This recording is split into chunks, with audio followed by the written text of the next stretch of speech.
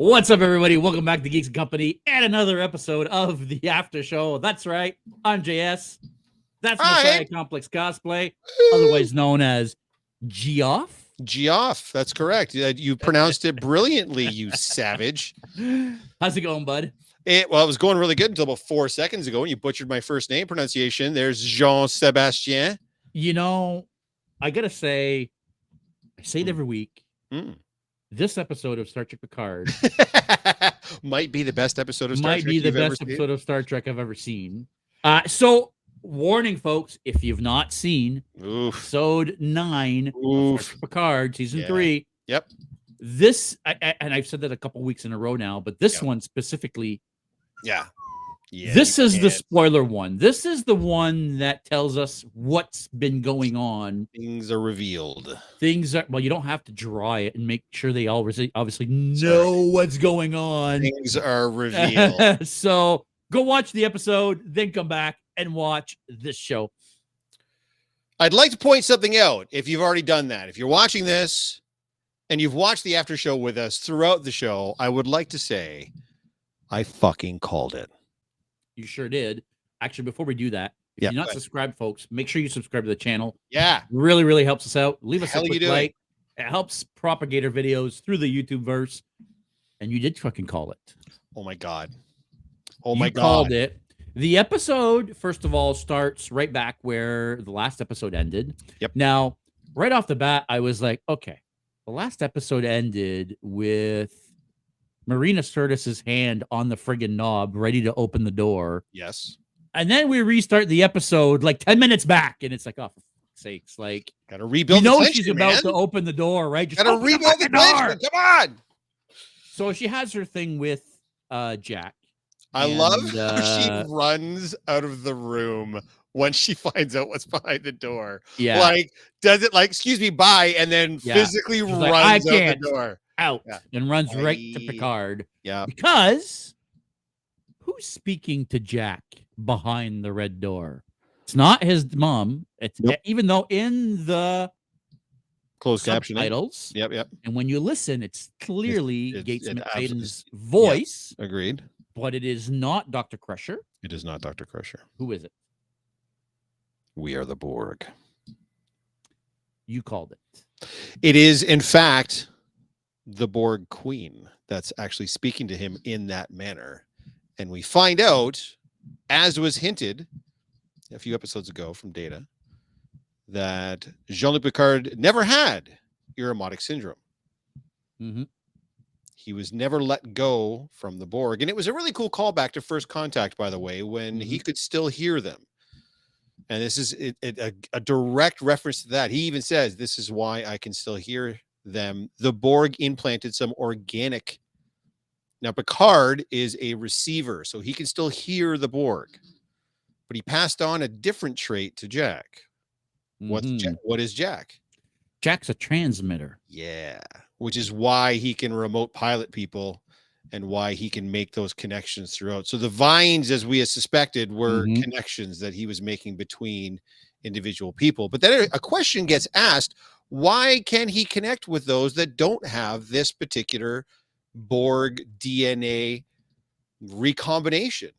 Well, that's why the Borg Queen wants him so badly. This is a plan that was put in place clearly all the way back in the days of First Contact by planting, like they said, a seed within Jean-Luc Picard. And we find out that whatever that DNA code that was implanted in Picard's brain can be found in ship systems. In particular, specifically, transporter systems. Using the changelings to infiltrate starships and add this new Borg DNA into everyone who steps inside a transporter. So now, y'all have it. The Borg can fucking assimilate you without assimilating you. That's right. Organically. Now, the caveat, the catch is you have to be under 25 years of age while your cortex is still developing. If you're over 25 and your cortex is fully developed, it cannot affect you. You cannot be assimilated, as it were. But as we've seen on a lot of these starships, a lot of the crew are ensigns and lower deckers and just young people coming up through the ranks. It's not just filled with old people that are already commanders and captains. That's just the bridge crew. The whole rest of the ship is mostly just young people. So most of, if not the entirety of the Starfleet fleet is assimilated through this bioengineered Borg DNA.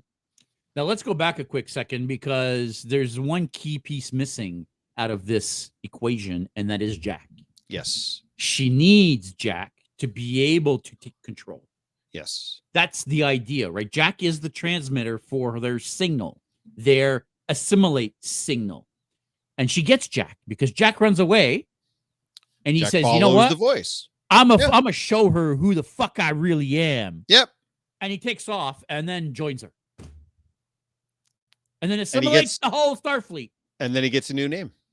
And I was like, are you freaking... He gets VOX. He is called VOX, which for the uninitiated, locutus was Latin for to speak. Vox is Latin for voice. So Jack is not just going to speak for the Borg. He is not the bridge between humanity and the Borg. He is the voice of the Borg itself. So he will be a true counterpart to the Queen. By the way, an amazing little Easter egg. They get Alice Eve, who played the Borg Queen in First Contact, to voice the Borg Queen. So that was going to be my question, because we never actually see her. No, there's a body double that's in the makeup from behind, but it is Alice Eve's voice. And it sounded like her. I wasn't 100% sure. Obviously, you know, the lady that played the Borg Queen in season 2 of Star Trek Picard unfortunately passed away this year. Correct. Or at the end of last year, I should say. Yep. And I was half worried it was going to be Jurati. I was half worried that they were like smoke screening us a little bit for Jurati. No, it's the traditional Borg Queen, not the new Borg. No, they don't even reference the new Borg. No, and it is Alice Eve. You see that credit at the very end of the episode. Yeah, the voice of, and then it does show you that somebody else actually physically played her, because you only see her from behind. Yeah. I'm guessing we're going to see her from the front in the next episode, because Jack is still on the cube.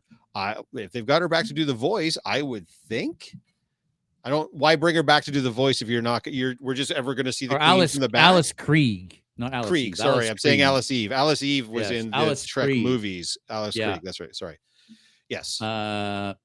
I mean, you know, the reveal. By the time Troy opens the door, it feels obvious at that point that it's the Borg. Now, it feels obvious to me because you've been saying it for weeks. Right. And you can hear the chatter in the same manner that Picard hears the chatter in First Contact. Yep. In that scene. Yes. Right? Jack is standing there. Troy's about to open the door, and he can hear the chatter. Even as she opens the door, they don't show us what's on the other side of the door immediately, but you can hear the chatter. And then she bolts. Right? She's like, fuck this. And she runs to Picard and she's like, we have a problem. We have a serious problem. And then he's like, what's going on? Yeah, and that's when they reveal us what was behind the door. Yes. He is Borg. It almost looks like a Borg cube city.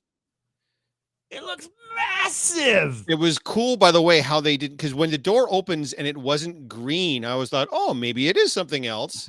It's all red and orange, but then and then the slow way the kind of the clouds part and the cube starts to fade in, and you see how gigantically huge it is. I was like, that's what's up. That's how you do the Borg. Yeah. And then you hear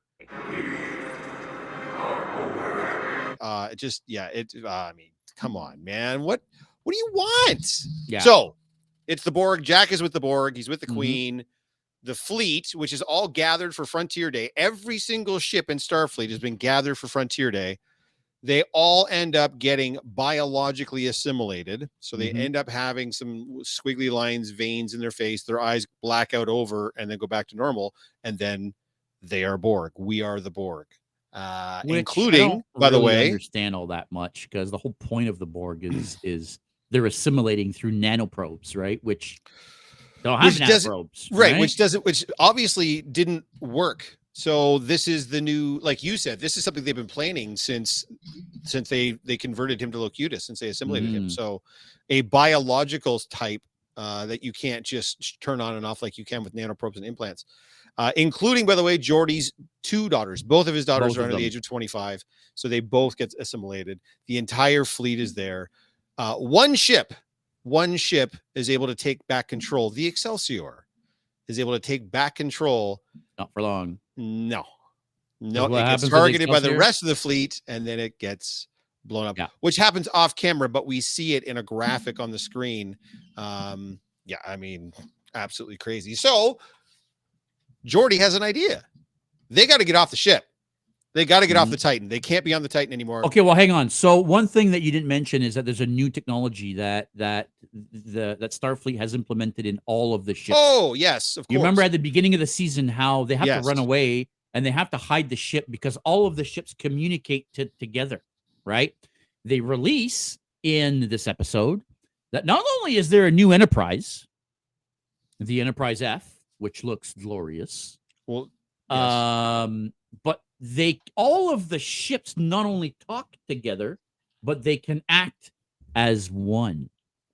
They can collectively, like the Borg, be one. So what do you think happens to their ship? Yeah, they all get taken over. By the way, a really cool, really unexpected cameo. The original actress that played Commander, now Admiral Elizabeth Shelby from The Best of Both Worlds, parts 1 and 2, is on the Enterprise F, which is about to be decommissioned, by the way. Isn't she the lady in red? Isn't the statue, the red statue? Her? No, that's Leah Brahms. Ah, yes. She was only in The Best of Both Worlds. She ended up being the first officer after, but she was the Borg expert. That's Picard actually looks over and he's like, why would she like this? It's so Borg-like and she hates the Borg. So the fleet is taken over and they, like I said, our friends, our protagonists have to get off the ship. They have to get to a shuttle. Geordi has an idea.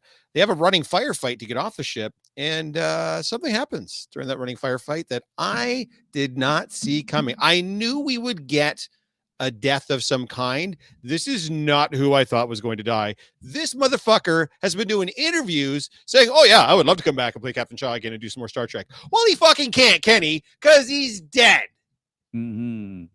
What? I feel bad for you most of all, because you got so into this character and he was so well written and so well rounded. They fleshed him out so good. They got us, man. They fucking got us hook, line, and sinker on this one. They made us love this dude, and then they fucking killed him in front of us. Yeah. I mean, they start the show by making us hate him. They slowly, over the course of 9 episodes, make us love this character and want a spin-off with him. Yes. That's the talk of the town right now. I know. Right? Star Trek Legacy, Star Trek Titan. Yeah. Everybody wants a Shaw 7 show. Guess what? What do they do? He's dead. They kill Shaw. He's dead. And I love a very touching moment. He tells Seven that she's in command of the ship now. It's her ship, and he calls her 7 of 9 for the first time instead of Hansen. You have the command. 7 of 9. So that was nice. So he kind of redeems himself at the end for that, for being such a stubborn prick throughout the whole show. Keep calling her the name that she doesn't want to be referred to. Yeah, I don't know. I mean, I've seen some theories already about how he might have been able to fly, or he would get assimilated and like with nanoprobes and be able to come back and blah blah blah. I'm sure there's a million different ways they could bring him back, but it would feel cheap to me. You needed a death. We got a death of a character that we had come to like. So, via con Dios, Captain Shaw. Yeah, I think you're all done. Yeah. And then they go back to the Fleet Museum. And then they go back to the Fleet Museum because Geordi's like, okay, like we need to get the hell out of here. And I have an idea. Okay, cool. So they go back to the Fleet Museum, and then the first thing Riker is like what is like are any of these ships? Well, yeah, you want to fly one of these relics? Like, now hold on. Anything here work? Hang on. What was when they start going back to the Fleet Museum and they start talking about taking a ship? What was the first ship that came to your mind that you think of that you thought of that they might take? The first one. The Enterprise E. The E. Yeah. Okay, we do find out, we don't find out exactly what happens, but on the shuttle, they mention the Enterprise E. They all turn and look at Worf, and he's Worf like, it wasn't my fault. That was not my fault.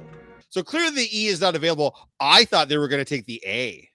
Yeah, I mean, that would have made sense for them to take the Enterprise A. I feel like the problem with the A is it's too original series. It's too Old. Strange New Worlds at this point, right? Yes. Like Yes. now you're bringing another Enterprise A with another bridge, and then like what are you doing? Are you using the Strange New World bridge? Are you Well, using this the is the original A. series bridge? This is the A. Are you using the movie bridge? You would Like, you would who have knows, right? because it's only Kirk was ever captain of the A, right? I think it only makes sense. No, what they did make sense. Yes, Fantastic. If it's fantastic, and you called it again, where you said, "I'm not going to be happy unless I see the whole crew on the bridge of the Enterprise." And when they pull up to space dock, but the Fleet Museum, and the doors open, what the fuck is sitting in the space dock? The Enterprise D. The goddamn D. The Enterprise D. And Picard's first reaction is, How? "Oh my god!" But what? That's impossible. That's what he says. That's impossible. How? How is that possible? And Geordi explains that you can take the Prime Directive. Yep. So they had to bring the saucer section back from Viridian 3. Yep. They couldn't leave it there because of the Prime Directive. Yep.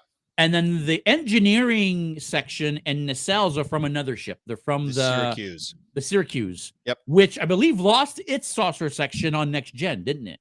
I think so. I love the Anyway. fact that for 20 years, They've been Geordi has rebuilding been it. tinkering and rebuilding this ship to the point where it's at now. Mhm. And what does Riker say, even on the shuttle as they're looking at it? It's beautiful, Geordi. Like, Mhm. I wept. I wept like a baby, like a hungry, angry baby when the ship came on the screen, when they went over onto the bridge, when they turned That's the what got fucking me, lights on. Is when Picard goes, "Turn the lights on." Or Geordi Riker says, goes, "Computer is it lights." Geordi? Yep. Computer lights. Yep. And all All of the panels, bridge one by station. one, you see like a sequence of it turning on, and then finally, poof, poof, poof, and the lights are up, and they're all on the bridge. That's what got me. Terry That's McCallis. that's You what got me. absolute beautiful bastard. You Yeah. clown fucking bastard for doing this to us. Mhm. Ah. Mhm. So yeah, we And- have them on the bridge of the Enterprise D, all 7 of them right there Yep. in their And accustomed so it seats. ends to what? Engage. Engage. I'm telling you, man. Mr. Data, make it so. And they pull out of And Data is like, "Hello, chair." Tell he's getting some nostalgia. Worf is all like, "I like the weapons on the E better." Well, then the you shouldn't have. weapons were better You on the E, shouldn't and have everybody's blown like, up the "Arf." E then, eh? Yeah. Worf? You dumb shit. So we lose Shaw. We gain an Enterprise D. We have the original bridge crew on the D heading back to. So the actual, so the entire Armada fleet has now turned towards the space dock, and they're about to take out the space dock and the planetary defenses. So this is where things are going to get wonky because so we still don't know technically what is. We know Jack's on a cube with the Queen, but we don't know how that's going to play into an old rebuilt 20-year-old Enterprise D is no match for the entire fleet, especially since the fleet is all interconnected somehow. So I don't know how all that's obviously the interconnected portion of it is going to be ultimately what dooms it because they're just going to send like a shut off to one of them and they're all going to shut off or whatever the case may be. Sleep. Yeah. Maybe right from the best of both worlds. Maybe they put them all to sleep. I don't know. Obviously Jack is not done factoring in. I think he's going to have like Jack's a first not contact. done factoring in, and I kind of am crossing my fingers that at the end it's Jack that turns all the drones on the Queen, and instead of destroying Space Dock and the Earth defense system, that they just warp out and go destroy the Queen and the cube. But at the If same they- time, they just slaughtered all of the older crew, right? Yeah, They yeah. gave a command. Yeah. Kill all unassimilated. Unassimilated. Yep. And all of the drones just go on a massacre and just another massacre. Now these ships are big, and I'm quite confident that a lot of the senior crew could find ways to hide or duck or dodge or weave or get away from the younger crew members and such. Starships are big fucking things, so it's not like they're going to die to a man. But there's no doubt that hundreds of crew members have been killed as a result of this. I'm almost hoping for like a first contact ending when Zephram Cochrane is on the warp ship, and Data's kind of been turned into half human, and the Borg Queen tells him to destroy them, and he fires the torpedoes, and they just go by it instead of hitting it. And she turns and says Data, and he says resistance is futile, and he breaks that fucking glass, and all that shit comes out and cooks and boils all the organic parts and shit. If Jack comes warping back in a cube and fixes everything or wipes them all out or whatever, I'm 100% on board with that. The problem is it's the entire fleet. Like they can't like blow up the ships. They can't like they have to, but they also, can they kill hundreds of sub 25-year-old people just because they've been biologically assimilated? Like, you know what I mean? Like there's got to be something that's going to nullify the assimilation and give them control back of everything. And I assume that Jack is the key to that because he is the voice, right? Does the Borg being the big bad of this season yet again cheapen everything that's gone on so far, considering that the Borg were the big, well, okay, Q was the big bad, but the Borg were heavily involved, and the Borg Queen was heavily involved in season 2. I was worried initially when they opened the door and but I think how they've portrayed it, we're not seeing drones. We're not seeing, like, they've made the cubes, the way they've shot the cubes and the way they put the cubes up, they don't look like the cube did in season 1. And they don't even look like the cube did in First Contact. These cubes look unstoppable. They look like planets that are square. They look gigantic. They look more menacing. Even the way they're shot with all the dark clouds and the lightning and the red mixed with the green and everything else, they seem more menacing. And I feel like that's what season 1 and season 2 didn't do with the Borg, is they didn't make them a believable enough threat. And even First Contact didn't really make them a believable enough threat. Not the Borg that wiped out half the Starfleet at Wolf 359. That's the Borg that I've been waiting for. And I think by looking at it, that's more the Borg that we're getting here, is a giant, huge, unstoppable force that they're going to have to use their wits to outsmart, as opposed to they can't outmuscle them because it's the Borg. Kind of hoping that the final episode is like an hour and a half or even 2 hours. I mean, I don't know that it will be, but considering it is the last next week, folks. That's it. Picard is over. And I'm not just talking about season 3 of Picard. It's all Star over. Trek Picard ends next week. That is it. That is the end of an era. It's the end of the next gen storyline. Why? Somehow it has to be more than just a 54-minute episode. I would think so. It's titled The Last Generation is what the final episode is titled. So I'm still so mad. Why was this not the end of season 1 of Star Trek Picard? And then we could have got 2 more seasons of them on the Enterprise warping around the galaxy, solving mysteries, Scooby-Doo style. Why didn't we get that? Why did we have to wait all this time and suffer through season 1 and season 2 of a show that didn't feel like a Star Trek show that was centered on Picard? It felt like a different show that Patrick Stewart was just kind of guest starring in and kind of playing Jean-Luc Picard, but not really. This is the first time we finally get it. So it looks like Star Trek with Picard. Everything is as it's supposed to be. And now we've only got 1 left and then it's gone forever. I'm so mad. I'm so mad at how good this is. It's reminding me. Oh, I just lost my light. It's so good. It's reminding me. That's how mad I am. I know. It's fine. It's reminding me what we had to say. I'm not gonna lie. When I got emotional when they walked onto the bridge, man, it was almost more me being mad. I was furious on the inside that, like, for fuck's sakes, like, why, like 30 years later, you're finally giving us what we want, and now it's done. Right? Like, I'm loving it, but at the same time, I'm so mad that I am mad. Finally, they're giving us what we expected, and it's over. Not what we expected, but what we wanted. What we wanted. What it should. What? No. Not what we expected, and not what we wanted. What it should have been from the jump. Yes. It should have been a continuation of the show or the movies, whatever you wanted to do. That's what it should have been. And we should have got 3 seasons of that. And this should be their swan song after 3 seasons of even a 3-season arc of them going through whatever it is they're going through. Not this disjointed different arcs through the different seasons. And we finally get what we're supposed to have. That is the only beef I have, is that it took them this long to get where it needed to go.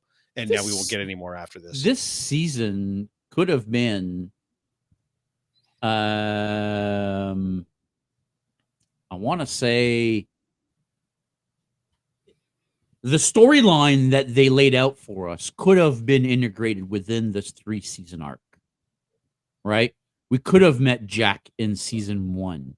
We could have had the Titan, in season 1. And we could have had the changeling mystery being discovered over the period of season 1 and 2. This is what I'm talking about. Yeah. You know what I mean? Like that whole storyline could have been the 3 seasons of Picard. Yep.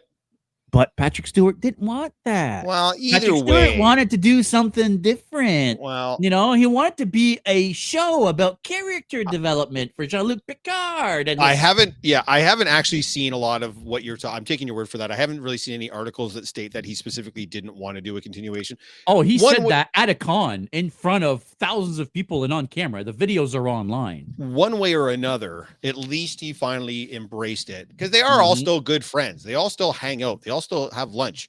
I was just listening to a podcast that's hosted by Michael Rosenbaum, who portrayed Lex Luthor on Smallville. He just had Brent Spiner on. And even then, he's trying to get dirt on. He's like, there must have been somebody from the cast that rubbed you the wrong way. There must be somebody. There must have been some turmoil and trouble. And Brent Spiner's like, there isn't. We all just had lunch like last week. Family. Yeah, they're like family. Yeah. So there's a bunch of pictures going online these days of Brent Spiner, Michael Dorn cooking in Patrick Stewart's kitchen. You know what I mean? Yeah. They're there in his kitchen making dinner. You know what I mean? Like, yeah, they're genuinely friends. They're genuinely family. Why Patrick Stewart didn't want to bring that back, I don't understand. I mean, again, I get it. As an actor, you want to do things differently. You don't want to be doing the same thing over and over again. But that's what I think the fans of TNG needed as a conclusion to Picard and the TNG era characters. This is what we needed. Yep. And it's what it should have been right from the beginning. You're right. Yep. It sure should have. But now at least we're yeah, guys, don't misunderstand us. We're bitter that we had to wait this long, but what we're getting, as we've said numerous times, is probably the best Trek that's ever been on television. So we love what we're getting. We love what we're seeing. We're just upset we had to wait this long and slog through what we had to slog through to get here, which is what it should have been right from the jump. But this is still Terry Metalis. Hats off, dude. I hope to God Paramount keeps him on board, and that he becomes kind of, and I said this before, he should be the Kevin Feige of Star Trek. Yeah, the Dave Filoni of Star Trek. Yeah, the Dave Filoni of Star Trek. Yeah, for sure. Absolutely. Could not agree more. Yeah. I guess we're going to find out. We are going to find out, because one more episode's folks. We're going to be doing another after show also next week for The Mandalorian, which is also in its last episode. Correct. So after next week, we're going to have a little bit of a break. Yes. We're not going anywhere, folks. Nope. Our podcast is still happening every Thursday night, live, 7 p.m. Eastern, right here on YouTube. We've got a bunch of new segments coming. We've got build videos coming. We've got con videos coming. We've got interviews. Guys, make sure you subscribe. There's a bunch of stuff coming to the Geeks and Company over the next while. You're not going to want to miss it. Nope. It's going to be dope. I think that's going to be it for this week. I think so too. Stay geeky, everybody. Stay geeky, friends. We'll see you next week.